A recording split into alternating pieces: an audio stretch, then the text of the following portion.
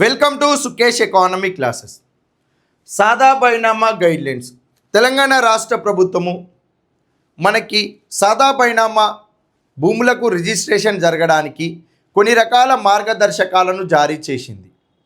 మరి తెలంగాణ రాష్ట్రంలో సిసిఎల్ఏగా chief commissioner of land అడ్మినిస్ట్రేటర్గా ఉన్న లోకేష్ కుమార్ గారు జీవో నంబర్ 76 జీవో నంబర్ 77 పేరుతోటి సాదా బైనామా భూముల రిజిస్ట్రేషన్ ప్రక్రియకి మార్గదర్శకాలను విడుదల చేయడం జరిగింది.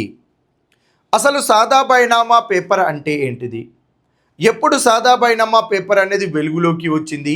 సాదా బైనామా పేపర్ల ద్వారా రిజిస్ట్రేషన్ అనేది జరగదు అని చెప్పి ఏ చట్టంలో క్లియర్గా పేర్కొన్నారు అనే అంశాల గురించి మనం ఇక్కడ క్లియర్గా చూద్దాము.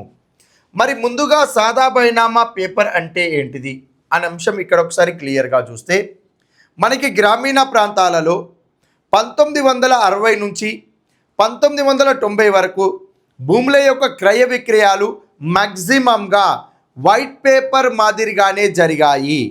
భూములను రిజిస్ట్రేషన్ చేయించుకోవాలి, తహసీల్దార్ ఆఫీస్కి వెళ్ళాలి, స్టాంప్ డ్యూటీ కట్టాలి, రిజిస్ట్రేషన్ ఫీజు కట్టాలి, మ్యూటేషన్ ఫీజు కట్టాలి. ఇలాంటి అంశాలు ఎవరికి కూడా పెద్దగా అవగాహన లేదు. గ్రామీణ ప్రాంతాల్లో రెవెన్యూ చట్టాలపైన కూడా అవగాహన ఉండదు గ్రామీణ ప్రాంతంలో ఉండే రైతులకు. ఎప్పుడు 1960 నుంచి 1990 మధ్య కాలంలో. ఓకేనా, రైట్.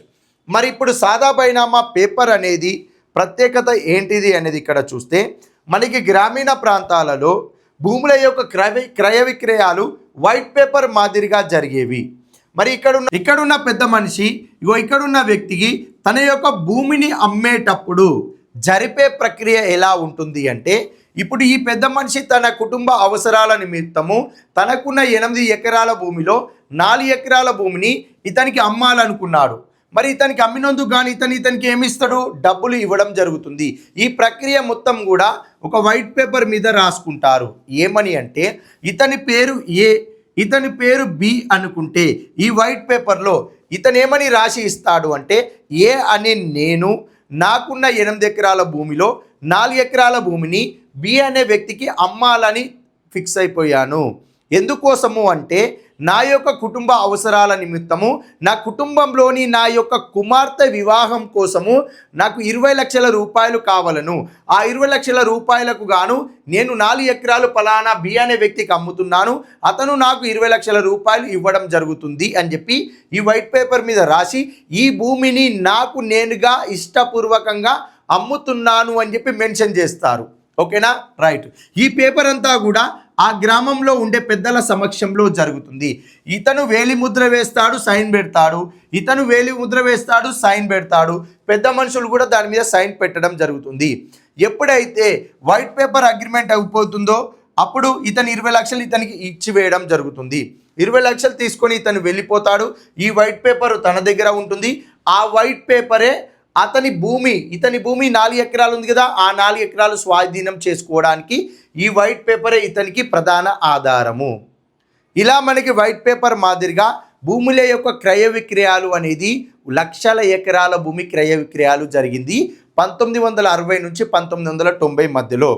మరి సాదా బైనామా పేపర్ వైట్ పేపర్ని మళ్ళీ ఎంఆర్ఓ ఆఫీస్కి తీసుకెళ్ళి అక్కడ రిజిస్ట్రేషన్ చేయించడము, స్టాంప్ డ్యూటీ చెల్లించడము, రిజిస్ట్రేషన్ ఫీజు చెల్లించడం ఇవన్నీ ఏమి ఉండేవి కావు. కేవలము వైట్ పేపర్ ద్వారా క్రయ విక్రయాలు చేసుకొని కొన్న వ్యక్తి ఆ భూమిని స్వాధీనం చేసుకుంటాడు ఈ వైట్ పేపర్ చూయించి. అంతకుమించి ఏమీ ఉండేది కాదు. మరి ఎందుకు ఈ సాదా బైనామా పేపర్ వెలుగులోకి వచ్చింది అంటే, మనకి 1971లో అన్డివైడెడ్ ఆంధ్రప్రదేశ్, ఉమ్మడి ఆంధ్రప్రదేశ్లో మనకి పట్టాదార్ పాస్బుక్ టైటిల్ డీడ్ అనే ఒక చట్టాన్ని తీసుకొచ్చారండి. దీన్నే 1971 ROR చట్టం అని చెప్పి కూడా పిలుస్తారు. ఈ చట్టంలో క్లియర్గా ఏమని మెన్షన్ చేశారు అంటే, 1971 కంటే ముందు తెలంగాణ ప్రాంతంలో ప్రభుత్వం ఆధ్వర్యంలో ప్రభుత్వం యొక్క రిజిస్ట్రేషన్ కార్యాలయాలలో, ఎంఆర్ఓ ఆఫీసులలో, సబ్ రిజిస్టర్ ఆఫీసులలో ఎక్కడైతే భూముల యొక్క రిజిస్ట్రేషన్లు జరిగి తెలంగాణ ప్రాంతంలో ఆ రిజిస్ట్రేషన్ అయిన తర్వాత భూమి యజమానికి ఇచ్చే హక్కుల రికార్డు పత్రమైన కాస్రా పహాని ఏదైతే ఉంటుందో, ఈ కాస్రా పహానికి 1971 చట్టంలో భాగంగా 1B రిజిస్టర్ ఇవ్వడం జరుగుతుంది. అదేవిధంగా ఆంధ్ర ప్రాంతంలో ప్రభుత్వము ఒక చట్ట రూపంలోకి తీసుకురాకుండా నామమాత్రంగా అయినా హక్కుల రికార్డు పత్రం అడంగల్ని గుర్తించడం జరిగింది. ఈ అడంగల్ ప్రకారమే మనకి రిజిస్ట్రేషన్ చేసేవారు ఆంధ్ర ప్రాంతంలో. ఈ అడంగల్ రికార్డుకు కూడా 1971 తర్వాత 1B రిజిస్టర్ అనేది ఇవ్వడం జరిగింది. అంటే ఎవరికైతే కాస్రా పహానీ రికార్డు ఉందో వాళ్ళకి 1B రిజిస్టర్ ఇచ్చారు. ఎవరికైతే ప్రభుత్వము నామమాత్రంగా గుర్తించిన అడంగల్ రికార్డు ఉందో ఇది కూడా రిజిస్ట్రేషన్ జరిగిన తర్వాత ఇచ్చే పేపర్ అడంగల్ పేపర్. ఓకేనా, రైట్. ఈ అడంగల్ పేపర్కి కూడా 1B రికార్డు ఇచ్చారు.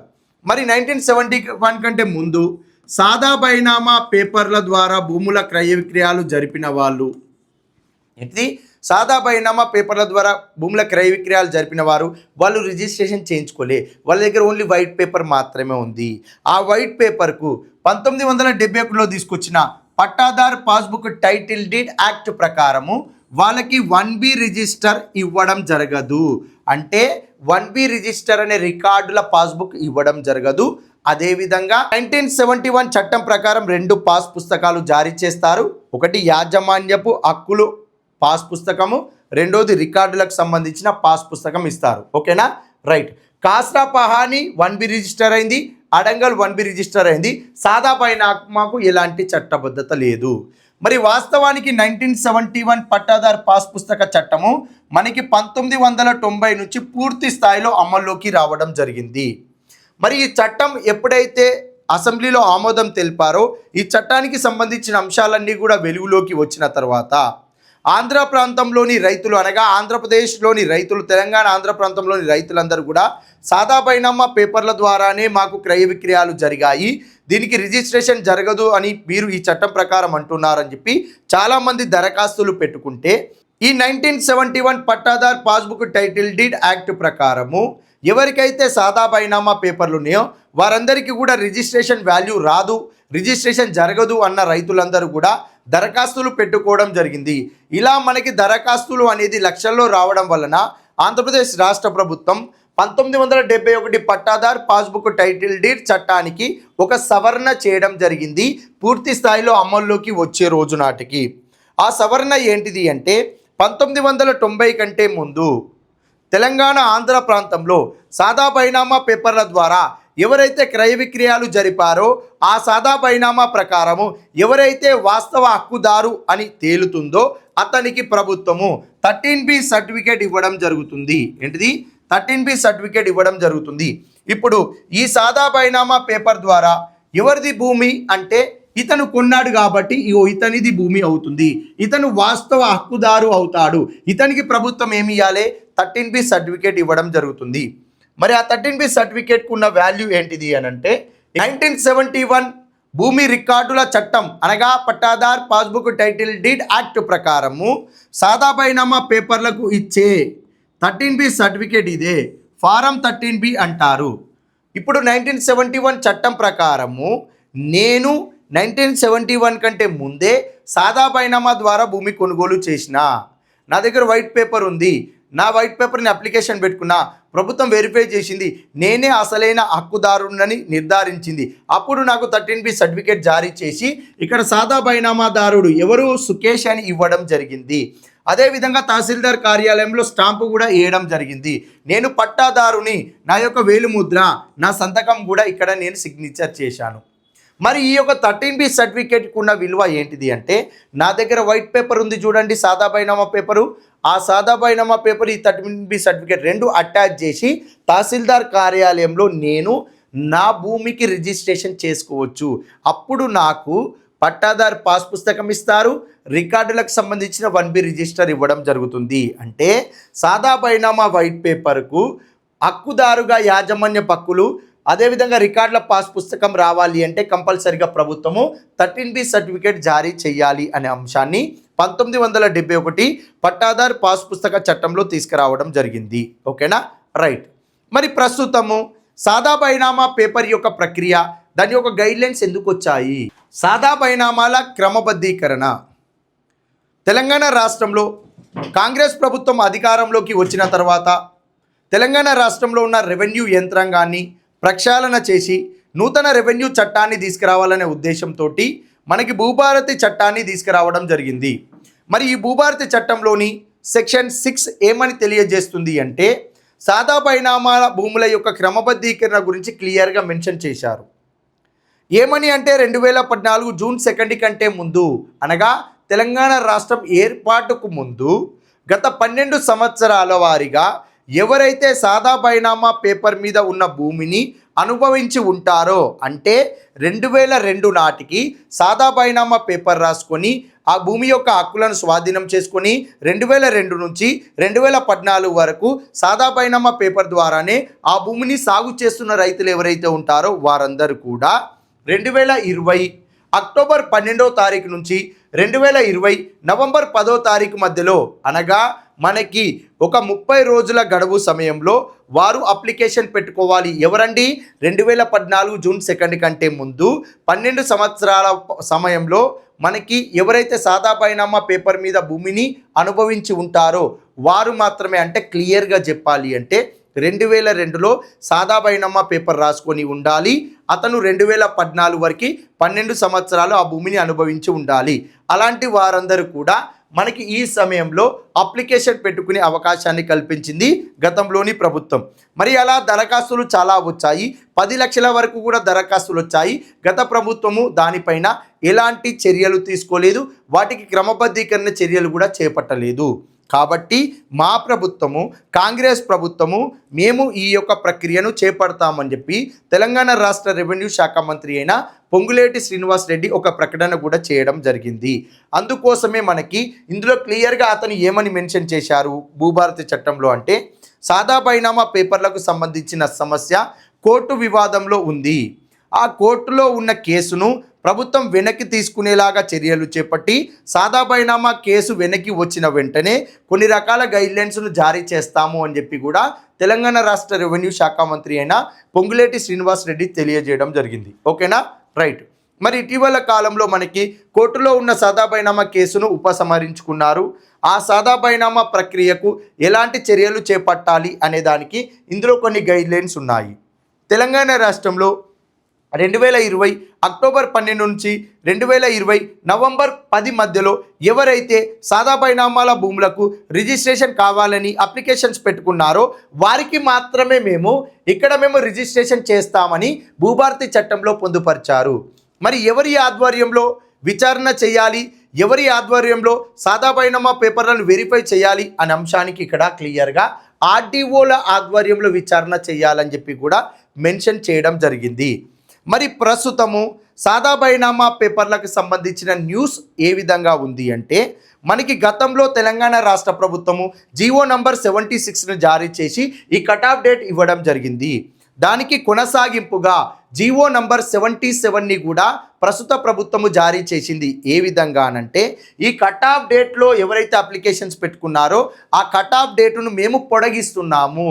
ప్రస్తుతము కూడా సాదా బైనామాల ద్వారా ఎవరైతే క్రయ విక్రయాలు జరిపి ఆ భూమిని అనుభవించుకుంటూ ఉంటున్నారో వారికి మేము మళ్ళీ అప్లికేషన్ పెట్టుకోవడానికి అవకాశము కల్పిస్తున్నాము. ఈ నెలలో ఎవరైతే అప్లికేషన్స్ పెట్టుకున్నారో వారు కాకుండా దరఖాస్తులు పెట్టుకొని వారందరికీ మళ్ళీ అవకాశం ఇస్తున్నామని చెప్పి జీవో నంబర్ 77 ఒక గైడ్లైన్స్ ఇష్యూ చేయడం జరిగింది. అదేవిధంగా ఈ దరఖాస్తు వారాలన్నింటినీ కూడా ప్రస్తుతము ప్రతి జిల్లాలో కలెక్టర్ యొక్క ఆధ్వర్యంలో ఆర్డీఓ విచారణ చేయాలి. ఏంటిది? కలెక్టర్ యొక్క ఆధ్వర్యంలో ఆర్డీఓ విచారణ చేయాలి. కానీ మరి ఆర్డీఓ ఎలా విచారణ చేయాలి, అతనికి సంబంధించి ఏమైనా నిబంధనలు ఈ యొక్క జీవో నంబర్ 77లో పొందుపరిచారా అంటే ఎలాంటి నిబంధనలు పొందుపరచలేదు. మరి ఆర్డీఓ విచారణ చేసేటప్పుడు స్పష్టత లేకపోవడం వలన ఈ యొక్క సాదా బైనామా భూముల యొక్క రిజిస్ట్రేషన్ కావాలని అప్లికేషన్ పెట్టుకున్న రైతుల యొక్క దరఖాస్తులను ఆర్డీఓలు ఎక్కువగా రిజెక్ట్ చేసే అవకాశాలు ఉన్నాయి. ఎందుకు అంటే తన సొంత నిర్ణయం తీసుకోలేదు, స్పష్టత లేదు, ఎలా వెరిఫై చేయాలనే స్పష్టత అనేది ఈ యొక్క గైడ్లైన్స్లలో ఎలాంటి మార్గదర్శకాలు పెద్దగా పొందుపరచలేదని స్పష్టత కూడా తెలుస్తుంది. అంటే ప్రస్తుతము ప్రతి మండలంలో తహసీల్దార్ గారు ఏం చేస్తారు అంటే సాదా బైనామా అప్లికేషన్స్ అన్నీ కూడా ఆర్డీఓకి పంపిస్తే ఆర్డీఓ కలెక్టర్ ఆధ్వర్యంలో విచారణ చేసి ఎవరైతే సాదా బైనామా పేపర్కి అసలైన హక్కుదారుడు ఉంటారో అతనికి 13B సర్టిఫికేట్ జారీ చేస్తారు. ఆ 13B సర్టిఫికేట్ జారీ చేస్తే సాదా బైనామా పేపరు 13B సర్టిఫికేట్ ఈ రెండు కూడా అటాచ్ చేసి వాళ్ళు రిజిస్ట్రేషన్ సబ్ రిజిస్టర్ కార్యాలయానికి వెళ్ళి అక్కడ భూములను రిజిస్ట్రేషన్ చేసుకోవచ్చు. ఆ సాదా బైనామా పేపర్ మీద ఎంత భూమి ఉందో అంత భూమి యొక్క రిజిస్ట్రేషన్ అనేది అక్కడ జరుగుతుంది. ఇలా మార్గదర్శకాలు జారీ చేయడం జరిగింది తెలంగాణ రాష్ట్రంలోని chief commissioner of land administration అయిన లోకేష్ కుమార్ గారు క్లియర్గా కలెక్టర్కి ఆర్డీఓలకు వీడియో కాన్ఫరెన్స్ ద్వారా ఈ జీవోల గురించి ఎక్స్ప్లెయిన్ చేశారు. కలెక్టర్ ముఖ్య బాధ్యత ఆర్డీఓ విచారణ, అసలైన సాదా బైనామా భూమి మీద ఉన్న రైతుకు యాజమాన్య హక్కులు కల్పించాలనేదే ప్రధాన ఉద్దేశము అని చెప్పి క్లియర్గా మెన్షన్ చేయడం జరిగింది ఇందులో. Thank you.